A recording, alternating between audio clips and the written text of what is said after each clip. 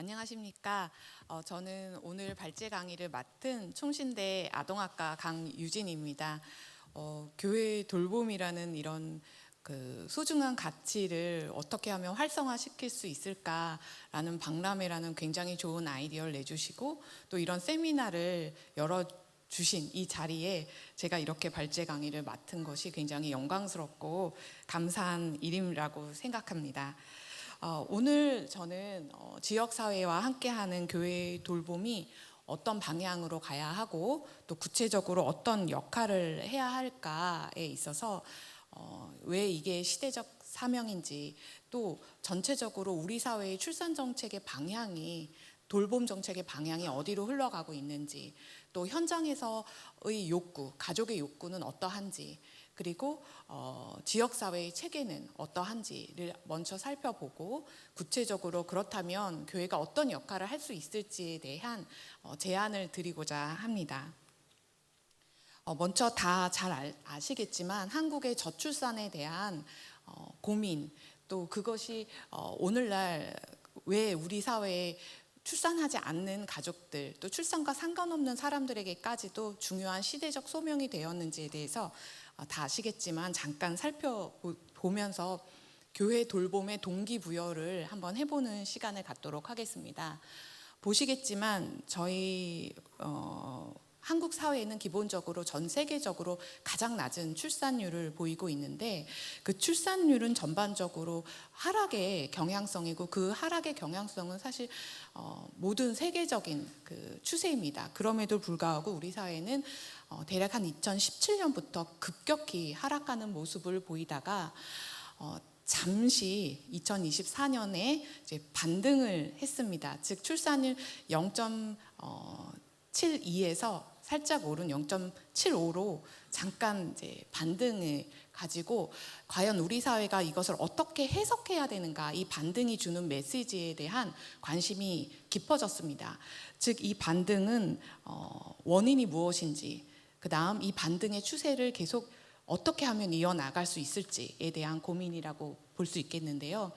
기본적으로 왜 반등했는가에 대해선 현재 30대 초반에 91년에서 95년생들의 출산율이 높아졌다라는 것에 모두 다 공감을 합니다. 인구학적으로는요.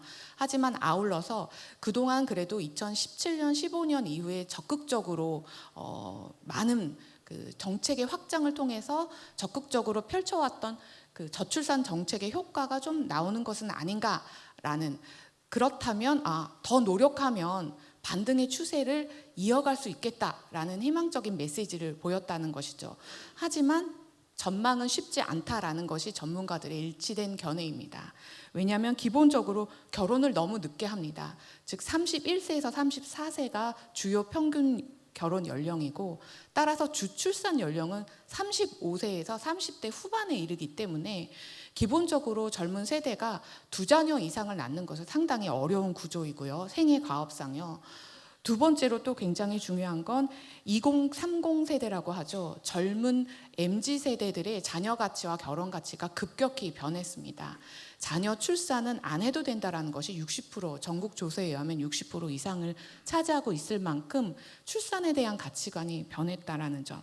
그 다음에 결혼을 한 지 한 5년 정도 되는 신혼부부들이 아이를 출산하지 않는 이유 추세가 24년도 통계청 자료에 의하면 46.5%에 해당을 합니다. 즉 기본적으로 늦게 결혼하고 늦게 출산하는데 결혼해서 5년 동안 아이를 낳지 않는 비율이 거의 50%에 육박하기 때문에 아이들을 한 명 이상 낳기가 구조적으로 굉장히 힘듭니다. 그런데 그렇기 때문에 우리 사회에서는 한 명이라도 낳는 것이 굉장히 소중한 일로 이제는 변했다는 것. 즉 그만큼 교회가 돌봄에 참여해서 한 명이라도 자녀를 낳고 키우는 일에 적극적으로 노력을 기울이는 일에 동참한다는 건 굉장히 중요한 시대적 소명이다라고 생각하고 있습니다. 그렇다면 크게 한국 사회, 즉 우리 사회에서는 어떻게 돌봄, 출산 정책의 흐름이 변화하고 있는가? 기본적으로 2005년도가 중요한 이제 아까 앞서 그래프였지만 출산율이 1명대 초반이 되는 시점부터 한국 사회가 굉장히 심각하게 이 문제를 인식하고 본격적으로 뛰어든 것이 2006년도, 즉 저출산 고령화 위원회라는 것을 만들고 기본 계획을 설립을 했는데요. 초창기에는 보시다시피 여성, 즉 여성들의 경제 활동을 돕고 보육, 모성 보호라는 어떤 아이 돌봄의 의미를 여성과 경제 활동을 하는 여성의 모성에 국한시킨 경향으로 출발을 했다면 2차, 3차, 4차를 거쳐서 어떻게 확대되고 있냐면 이제 결혼을 하지 않는 청년 세대들의 주거, 고용, 또 아울러서 여성의 문제가 아니라 또 남성의 휴직까지, 즉 이제 가장 최근에 이르는 어떤 변화의 방향을 요약하자면 사회적 책임성의 증가, 그것이 남자나 여자냐, 또 연령대가 꼭 자녀를 양육하는 가족이냐 그렇지 않느냐가 아니라 전체적인 삶의 질을 통합하는 방향으로 삶의 질의 증진과 돌봄을 동일시하면서 사회가 적극적인 책임성을 갖는 방향으로 변하고 있다라는 것이죠. 또 그런 맥락에서 교회의 돌봄이 또 중요하게 사회적인 이슈로 대두되었다라고 생각합니다. 그렇다면 현장에서 돌봄의 욕구는 어떻게 표출되고 있는가? 가장 최근에 어떤 전국 보육 실태 조사라거나 이제 이런 전국 자료들을 토대로 한번 제가 3가지로 요약을 해봤습니다. 첫 번째로 중요한 것은 역시 또 아까 잠깐 화면에서도 나왔지만 맞벌이 가정의 증가로 인해서 일과 가정이 양립하기 어렵다는 것. 즉 기본 계획 수립과 정책으로 인해서 육아휴직이라거나 가족 친화 정책을 활발히 펼침에도 불구하고 이용률은 상당히 낮습니다. 또한 아버지가 또 그 이용을 하는 경우는 더 낮고요. 게다가 여기에서 아까 또 참 그 영상 자료에서도 잠깐 났지만요. 이런 어떤 양육을 위한 휴직의 부분도 어려울 뿐 아니라 출퇴근 시간을 조정하기가 어려워서 양육에 대한 어떤 긴급 상황이라거나 이른 출근, 늦은 퇴근에 대한 대비도 상당히 어렵다. 즉 돌봄 부담을 완화시켜달라는 욕구가 크다라는 측면이 존재했고요. 두 번째로는 역시 질 높은 프로그램이었습니다. 한국 사회는 흔히 자녀를 시장 가치로 본다라고 전문가들은 평가합니다. 그건 뭐냐? 아이를 낳고 키우는 즐거움은 기본이고 게다가 남들 부끄럽지 않게 자녀를 잘 키우고자 하는 마음이 굉장히 큰 것이 특히 어떤 유교적 가치관에 있는 동아시아 국가들, 일본과 한국이 특히 심한 부분인데요. 그렇기 때문에 돌봄의 질적 수준이라거나 교육 내용에 대한 관심이 상당히 많습니다. 따라서 돌봄에 있어서 어떻게 하면 다양한 내용을 통한 질 높은 교육을 제공하느냐에 대한 욕구가 상당히 컸다라는 것이고요. 세 번째로는 실제로 이용하는 시설과 희망하는 시설이 불일치했다라는 것입니다. 실제로 이용하는 시설은 사실 민간 시설이 많은 반면 희망하는 시설의 대부분은 국공립 어린이 시설을 희망하고 있었습니다.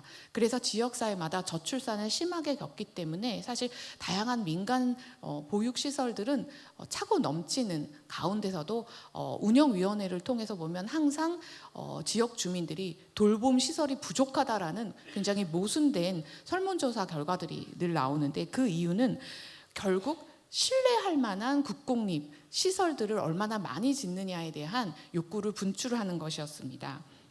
즉 이렇게 3가지 돌봄 욕구들을 현장에서 어떻게 고려해야 하는가가 중요한 문제이고요. 그다음에 세 번째로는 그렇다면 현장에서 어떤 체계들이 존재하느냐, 아마 들어오시면서 자료집을 받으셨을 텐데요. 자료집을 상당히 잘 정리해 주셨어요. 그래서 그 자료집 보면 얼마나 다양한 돌봄 체계들이 현재 우리 주변에 있는가, 즉 국가 지원이냐, 지역자치단체냐, 여성가족 분야, 보건복지 분야, 교육 분야, 또 연령대가 영유아 대상이냐 아니면 가족 모두를 대상하느냐 아니면 0세에서 18세 아동 청소년을 모두 포함하느냐, 굉장히 다양한 전달 체계들이 존재한다라는 것을 보실 수 있으셨을 것입니다. 자, 그렇다면 그런 가운데 과연 교회는 어떤 방향으로 돌봄 체계를 진행해야 하며 그것에 있어서 가장 기본적으로 무엇을 고려해야 되고 어떤 체계적인 조직과 전략을 통해서 이제 접근을 해야 될 것인가의 부분인데요. 바로 이 표는 제가 수업 시간에도 학생들에게 어떤 돌봄과 관련된 서비스 체계에 있어서 기본적으로 뭐 돌봄 체계, 아동 돌봄이든 노인 돌봄이든 모든 복지 서비스 체계에 해당되는 구조입니다. 즉 기본적으로 교회도 지역사회의 일원이고 또 그런 돌봄이라는 현장에서의 돌봄 욕구를 충족하기 위해서는 보다 큰 구조를 이해하고 돌봄 서비스 제공의 보다 큰 구조를 이해하고 있어야 하는데요. 일단 먼저 현장에서의 돌봄 욕구를 충족시키는 데 있어서 중요한 것은 더 큰, 그 위에 더 큰 가치 체계가 결국 현장의 돌봄 욕구와 연결되어서 정책이 마련된다라는 측면이죠. 즉 오늘날 저출산 문제에 대한 깊은 사회적 공감대가 형성되었다는 것, 또 교회 안에서의 기독교적 가치, 출산과 결혼에 대한 소명이 또 맞물려졌다라는 그 가치는 자연스럽게 정책과 법 제도에 있어서 교회 제도, 교회 시설을 출산과 양육 또 노인 돌봄 이런 돌봄의 시설로 만드는 것이 필요하다라는 정책과 제도를 이끌어냈고 그것을 통해서 현장에서 어떻게 욕구를 충족해야 할 것인가라는 흐름으로 이제 이어져야 하는 것이기 때문에 거꾸로 교회 현장에서 돌봄 서비스를 제공하는 입장에서는 현장의 욕구뿐만 아니라 과연 현재 우리 사회의 가치가 어떤 것을 지향하고 있고 어떤 정책과 어떤 법 제도와 우리는 협력해야 되는지를 함께 이제 고민하면서 교회의 돌봄 체계의 시설들을 마련해야 할 것이다라는 측면이겠습니다. 그렇다면 이런 것들을 다 종합해서 과연 구체적으로 교회는 어떤 방향으로 돌봄 체계를 구축해 가야 할 것인가? 돌봄은 사실상 지역사회 단위, 개별 가족과 개인, 좀 더 작은 단위가 굉장히 소중하고 유용하고 활용성 있는 그 돌봄 체계로서 유용성을 갖는다라고 보기 때문에 기본적으로 첫 번째 교회의 돌봄은 또 자료집에도 나왔고 영상에도 나왔지만 지역사회 돌봄 체계와 굉장히 협력을 유기적으로 만드는 것이 중요합니다. 특히 그 안에서 어떤 필요를 찾아내느냐, 어떤 사각지대를 찾아내느냐 굉장히 중요한데요.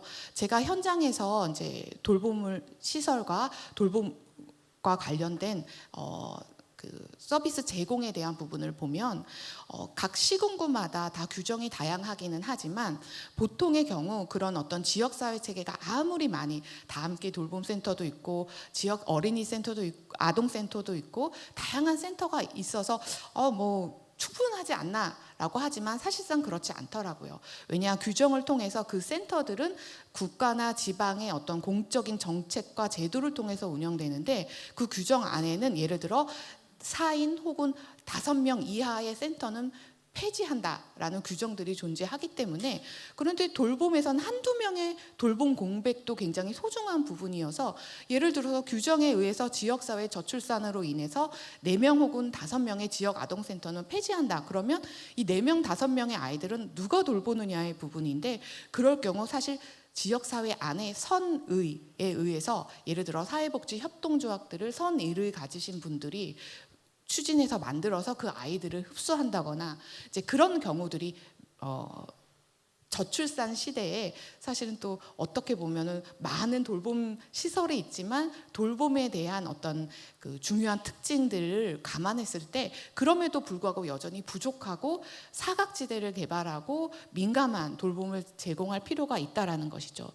아울러서 아까 말씀드렸지만 한국 사회에서는 자녀는 무조건 잘 키워야 합니다. 따라서 어떤 상황에서든 품질 관리 체계는 굉장히 중요하고 따라서 돌봄센터를 운영할 때 과연 우리 센터 안에서 얼마나 전문성을 갖추고 시설이 얼마나 발달 연령에 맞게 안전하게 구축되어 있고 또 이것들이 얼마나 운영의 지속성을 가질 수 있는지에 대한 고민이 필요하고 아울러서 꾸준히 이용자 만족도 조사를 통해서 품질 체계를 관리한 그런 노력이 필요하다라는 것이죠. 마지막으로는 특히 교회 돌봄은 다른 지역 사회 체계들이 하기 어려운 미래 세대의 결혼과 가치, 그 다음에 가족 어떤 자녀 양육 지원에 대한 돌봄이 필요하다라고 생각합니다. 사실 전체적인 사회의 저출산 방향 자체도 단순히 부모 세대나 자녀 양육 세대에 국한되지 않고 굉장히 폭넓게 청년 세대에 더 나아가서는 이제 어떤 가족을 전체적으로 통합하는 가족 단위의 통합 서비스로 이제 진행이 될 예정인데요. 그것과 아울러서 교회도 역시 예를 들어 국가의 체계가 0세에서 6세라거나 아니면 늘봄학교처럼 초등학교 저학년을 대상으로 한다거나 라는 어떤 연령에 국한되지 않고 전체적으로 가족을 단위로 하는 미혼 청년 세대라거나 가족 단위의 프로그램들을 개발할 필요들이 있다라는 것이죠. 그렇다면 이런 어떤 전체적 방향과 아울러서 구체적으로 어느 시작점을 갖고 지역사회에서 역할을 해야 할 것인가에 있어서 저는 중요한 것은 교회 나름의 돌봄 모델을 창출하려는 노력이 필요하고, 그것에 있어서는 크게 일단은 두 가지의 어떤 고려사항, 즉 아까 말씀드렸지만 돌봄은 무조건 지역사회와 협력해야 하는 지역 단위의 서비스 체계다라고 말씀드렸기 때문에 지역사회 안에서 과연 어떤 파트너십을 연계해서 우리들은 일단 돌봄 체계를 형성해야 할 것인지, 또 하나의 중요한 축은 그 가운데서 어떤 연령대 어떤 돌봄의 내용을 포함할 것인지, 학습을 주로 할 것인지, 놀이를 할 것인지, 방과 후 돌봄 혹은 전일 돌봄을 할 것인지, 혹은 예술 문화 활동을 포함시킬 것인지, 아니면 아까 여기 미처 담지 못했지만 긴급 지원이라거나 이런 것들을 포함할 것인지, 또한 가족 프로그램들을 포함할 것인지. 그래서 여기 이제 체크리스트들을 그 축을 나누어서, 물론 이 축은 또 교회마다 상황에마다 다를 것이기 때문에 그렇게 각 교회마다 체크리스트를 확인을 해서 과연 우리는 어떤 교회가 단독으로 공부방을 운영한다던가 아니면 학습 지원 프로그램 운영할 것인지, 아니면 지역사회의 지역 아동센터와 협력을 하는 돌봄 모델을 창출할 것인지, 아니면 법인형으로 혹은 아까 협동조합 형식으로 만들어 나갈 것인지, 아니면은 어린이집이라거나 오늘도 또 발표를 하실 텐데 대안학교 형식으로 복합적인 서비스를 마련하는 그런 프로그램을 마련할 것인지를 이제 한번 모색해 봐야 할 것입니다.